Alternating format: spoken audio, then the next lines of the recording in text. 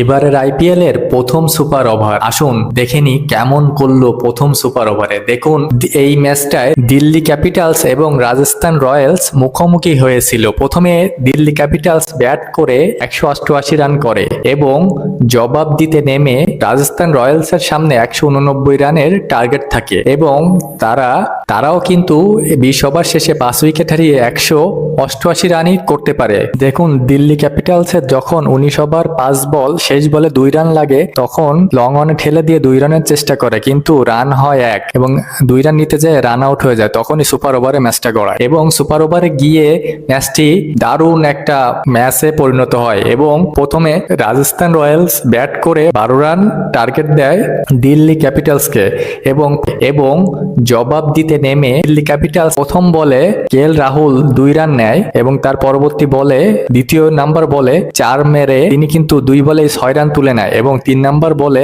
1 run নেয়। তাহলে 3 বলে 7 রান হয় এবং আর 3 বলে দরকার হয় 5 রান। তারপর পরই ক্রিস্টিয়ান স্টেবস 1 বাউন্ডারিতে 6 এবং ম্যাচটা উল্লাসে ফেটে পড়ে তখন, কারণ এই ম্যাচটা দিল্লির জয়ের কথা ছিল না এবং এটা রাজস্থান অনেকটা অংশ জুড়ে রাজস্থানের পক্ষেই ছিল, কিন্তু ম্যাচটা জিতে নেয় দিল্লি ক্যাপিটালস সুপার ওভারে।